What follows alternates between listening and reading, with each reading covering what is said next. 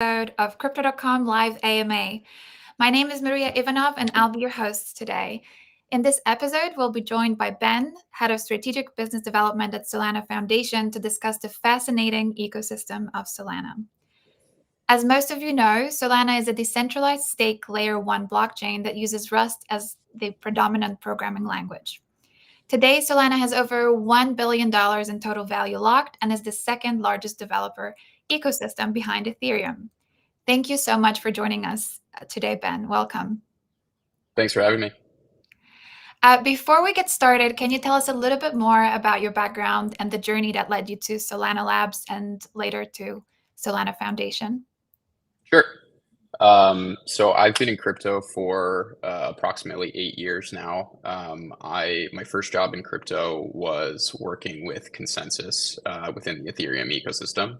I specifically worked with Gitcoin, which is a bounties platform that still exists to this day. And there was you couldn't go to school for crypto at the time, so I had to do everything upon getting into the workforce. So I worked with Consensus for a bit. And then after that, I joined Republic, a company in New York that was doing, and still does to this day, equity and token crowdfunding. So this was right on the heels of the ICO boom, and a lot of people were raising funding rounds on tokens. And so I joined the Republic crypto team there for a little bit. After that, I moved to Texas, where I was on the investment team with Multicoin Capital for about 2 years. Focusing on investing explicitly in blockchain and crypto economic applications. And then during the pandemic in 2020, I joined one of our portfolio companies, which was Solana. I joined Solana Labs at the time as head of strategy. It was really early days with Solana. I joined mere months after Solana mainnet had launched. And our whole focus was, growth of the ecosystem and improving the developer experience. And then over time, I eventually transitioned to the Solana Foundation. The distinction between the two is Solana Labs is now more of a product organization, and Solana Foundation is a nonprofit organization that focuses on the growth and prosperity of the Solana ecosystem. Okay, so we've got lots of questions today, and let's get into it. Can you start by telling our audience about Solana and how is it different from other layer 1 blockchains? Sure. So Solana, an entirely different blockchain from the ground up. So it does not utilize the Ethereum virtual machine, and it is entirely different architecture than a lot of these EVM-based chains. The main changes that make Solana valuable is Solana is one of the first blockchains that utilized parallelization in transaction processing. So in order to do that, you need an entirely different architecture to process transactions partially in parallel, whereas all of the EVM applications need to be processed in series. If this is going to impact a piece of state, it needs to be processed before that next one. Solana is architected differently, so it allows for a speed up of throughput in parallelizing part of the transactions. And it's also in the way that the network communicates with the nodes. So they communicate in faster concert than they would on Ethereum, which allows for 400 millisecond block times and the speed up that you experience using the Solana blockchain. So there are many differences between the EVM world and Solana, but these primary architecture changes allow for the low cost and high throughput that you see in the Solana ecosystem. There is a slang in the Solana community known as OPOS. Can you tell us what OPOS stands for and what does it mean? Sure. So OPOS stands for Only Possible on Solana. This is a narrative that people in the Solana ecosystem use to describe applications that are only possible to be built on top of Solana. So, for example, one of the applications that I have in mind is a central limit order book. So there's a reason why central limit order books have failed previously on Ethereum or other EVM-based chains, is that Ethereum and some of these other chains have variable fees on the basis of demand for the network. So in an order book state, you need a market maker constantly placing orders on the book and pulling orders off the book as the market moves.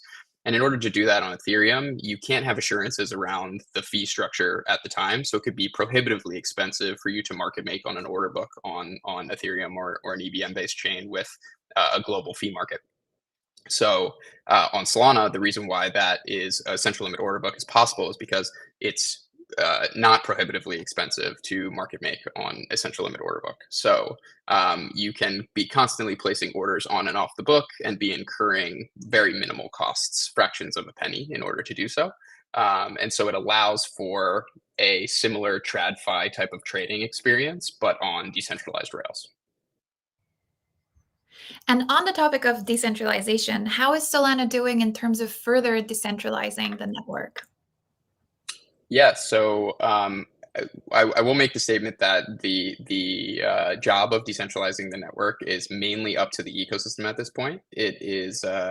It has grown to a point where the ecosystem is its own beast and it is its own autonomous beast. So there's a few ways that I think about decentralization. One of the ways is growth in validator node count. So there's approximately 1,700 validators on the Solana network today, with a Nakamoto coefficient of around 20-ish, meaning that it would require corruption of 20 plus nodes in order to adversely affect the network, which is a fairly good measure of decentralization in comparison to some other proof of stake blockchains. Another one is on validator distribution geographically. So validators are on every single continent in the world now. So it's very well geographically distributed. And then the third one would be on client diversity, which is probably the hardest one. So most other blockchains outside of Ethereum and Bitcoin have one singular validator client, which means that there's basically one piece of code and software that runs all of the validators all over the world. And so Solana today only has two. One is the primary Solana Labs client that was created at the genesis of the blockchain. And then there's a forked version of that, which is the Jito client.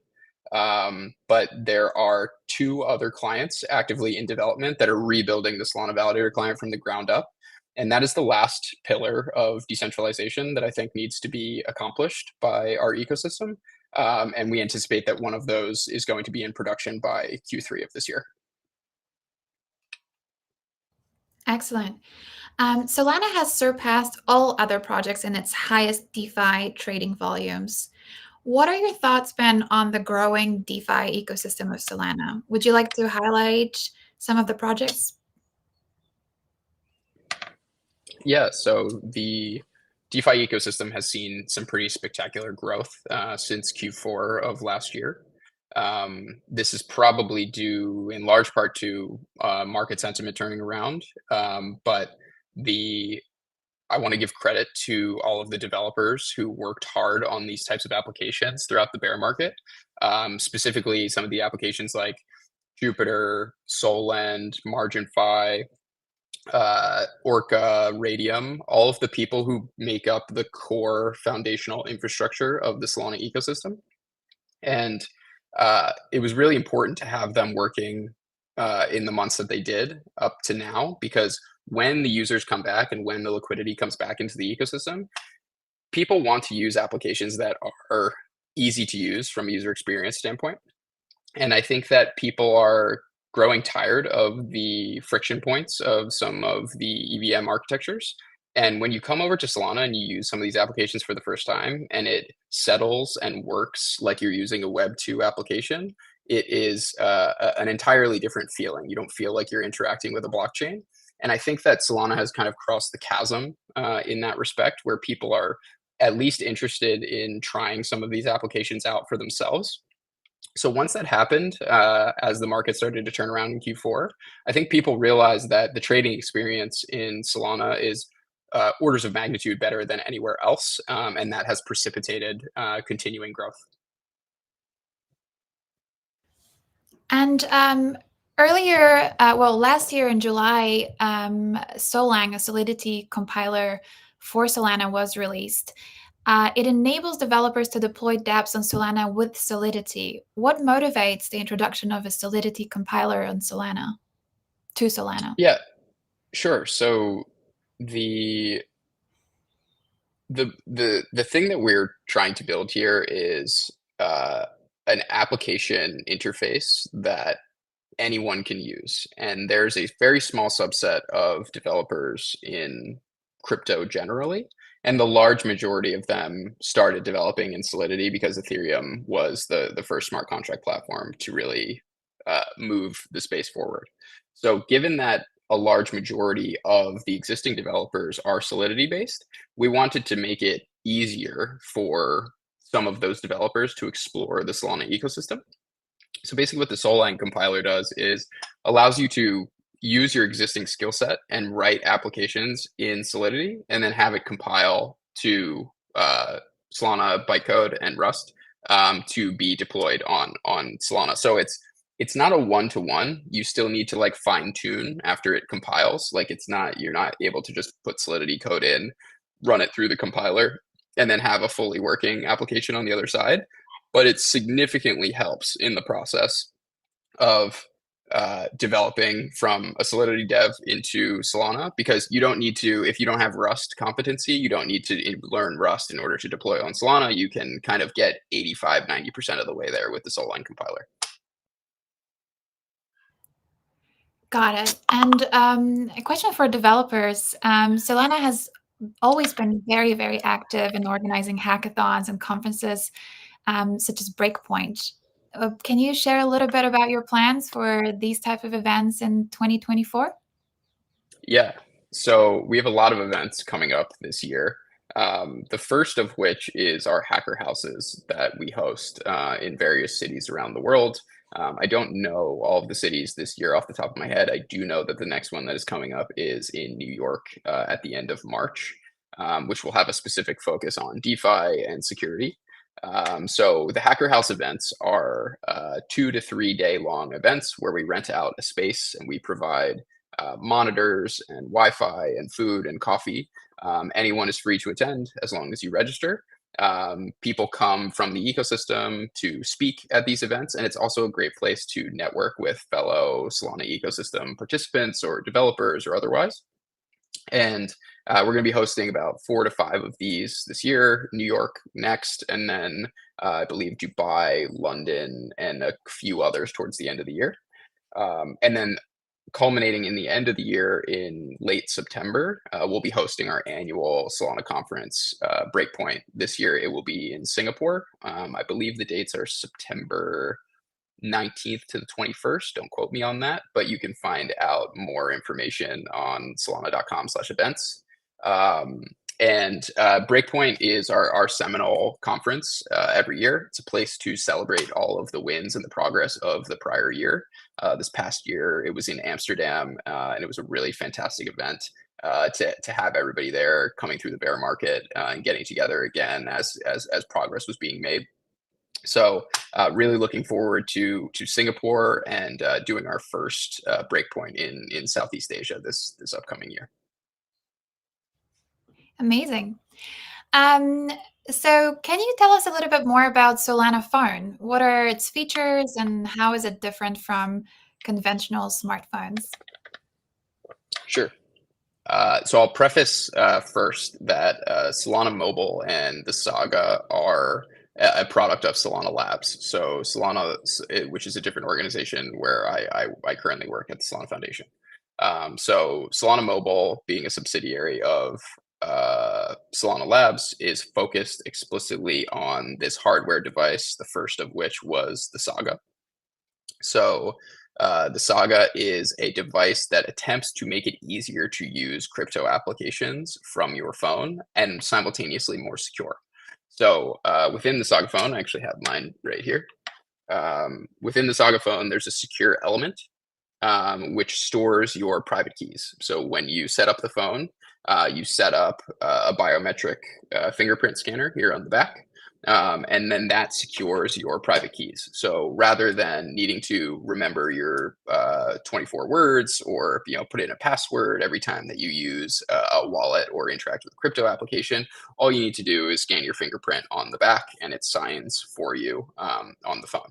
So that dramatically increases the user experience of crypto applications. And I think that in the same way that the internet went from desktop to mobile, I think it makes sense for crypto to go from desktop to mobile because there are much better user experiences and much better applications that you can build when people have ease of access to crypto on their phone, rather than needing to use a desktop for primarily interacting with these. So that's the main value proposition of the saga, and I will stop there. Um, Longer term, how do you see Solana mobiles expanding in the in the future? Yeah, so the Solana mobile team recently announced that they are going to be launching a new device. Pre-orders are currently open for that device at solanamobile.com. It has been largely kept under wraps. Even I don't have a lot of information around what the second device is going to be. However, the original Saga device only sold about 20,000 units. And in just the few weeks that they've opened pre-orders for the second device, it's got over 100,000 pre-orders. So we anticipate that the next Solana mobile device will have much more market penetration and will be a better signal for how users are using crypto on mobile and how to build applications for a mobile environment. And can you shed some light on token extensions and how do they help developers in your ecosystem? For sure. So token extensions are relatively new. It is a new token standard on Solana. So if you're familiar with the Ethereum ecosystem, it's very similar to the ERC standards that you constantly see in like ETH research forums. But token extensions basically builds upon the existing SPL token. So the primary goal of token extensions is to add additional functionality that makes it easier to do certain functions natively with the token. So just to mention a few of them, one of them is transfer hooks. It's basically like an if this then that for token transfers. So for example, if you want to send a token to somebody, but you want to make sure that they're on a whitelist or that they've been KYC'd somewhere, you can set a transfer hook where it will reference that list before initiating the transfer. So if they are not on that list, the transfer will automatically fail natively with the token without any additional functionality needed. So that's one example. Another one is confidential transfers. So there's actually a way that you'll be able to obfuscate the transfer value between two addresses. You'll still be able to see the sender and receiver, but you won't be able to see the balances that are transferred between the two addresses. And then you'll actually have the option to set an auditor address. So for example, for like regulatory compliance, you can use confidential transfers, but then indicate that, KPMG has access to decrypt the balances so that you can always reference them if you need to for legal or regulatory purposes. Um, those are a couple of them. There's about 6 or 7 extensions with the new token extension standard. And if you're interested in checking them out, I would recommend the Helios blog on token extensions. You can check that out at helios.dev. Super, thank you. We touched on this a couple times already today, but can you tell us what your thoughts on some of what are the areas of innovation that caught your attention and you see Solana tapping into? Sure. So there are a few. I think one that I'm particularly excited about is payments. It's something that people have been talking about in crypto for a long time, but it's finally coming to fruition now because the infrastructure is finally there to enable payment systems. So that's why I'm super excited about like the intersection of mobile with the crypto applications that we have today. So for example, if you can build a tap to pay type experience with a Saga phone where you can use USDC on your phone rather than using a credit card, it is a fundamentally better user experience for the consumer and for the merchant. So if you're unfamiliar with how point of sale currently works today, every time you swipe your credit card, the credit card company takes about 3%. Sometimes that cost is passed to the consumer. Sometimes the merchant just eats that cost. But either way, somebody is losing 3% on that sale. If you have a tap to pay type experience with a USDC or some other stablecoin on your phone, that 3% is immediately wiped away. So there's cost savings either to the consumer or to the merchant. So that's one application that I'm particularly excited about that is finally coming to fruition here on Solana. Another one in the payments realm is the idea of yield bearing cash. So right now, while treasury rates are very high, a lot of people have their money in money market funds so that they're not getting diluted by inflation, and they're getting some yield on their idle dollars. But when you deposit into a money market fund, you have a T+1 or T+2 event to get that liquidity out. So if you need to pay for rent or for groceries or purchase something at the store, you need to wait 24 to 48 hours before you have that liquidity back. And there are some projects now working on this. Franklin Templeton with their Benji token, and Ondo with their USDY token, where you effectively have a tokenized money market fund, but then can also be used as a form of cash. So I can go to the store and I can pay with the Benji token, or I can pay with USDY. But while it's sitting in my wallet, I am also getting the yield from the money market fund. So I think that that is a fundamentally better form of cash that is physically impossible to build in the current way that our traditional financial system is architected. And I'll switch gears for the last one. The one that's very unique to the Solana ecosystem is DePIN, which stands for Decentralized Physical Infrastructure Networks. And this comprises applications such as Helium or Hivemapper or Render. All of these have some sort of physical component that they have a token network that is incentivizing that physical infrastructure. So I'll give the Helium one, for example. Helium has these devices that look like Wi-Fi routers that you can put in your home. And basically what it does for Helium Mobile is it creates this mesh network, which is otherwise impossible to build, because how else do you incentivize people to put these devices in their homes? Basically what they've been able to do through their token incentivized network is get these people to put them into their homes all over the United States.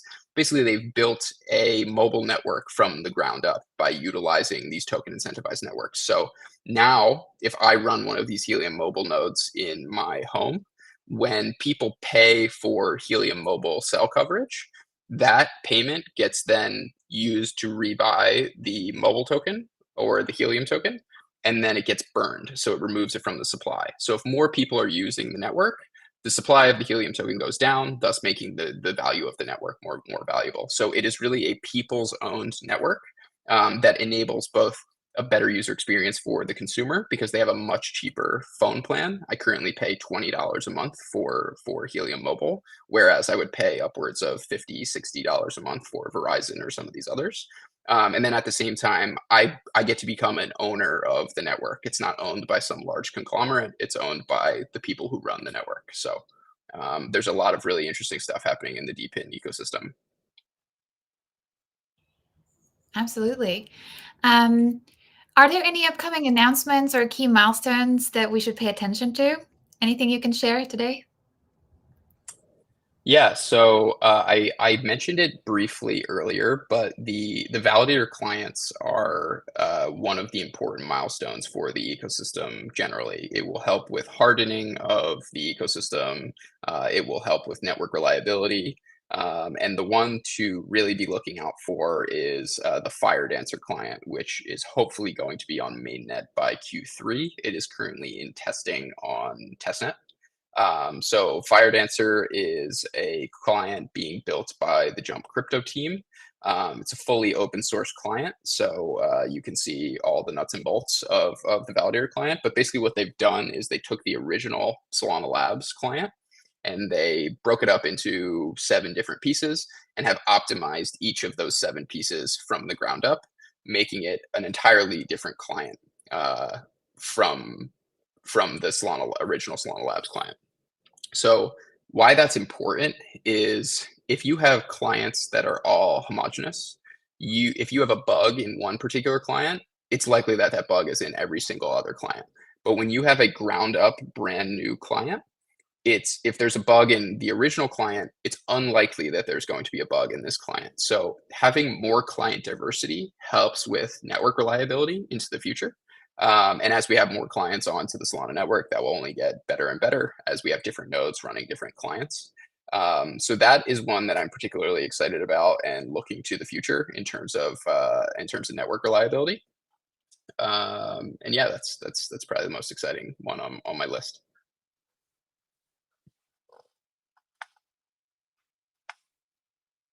Or the end game, if you will, that Solana wants to achieve?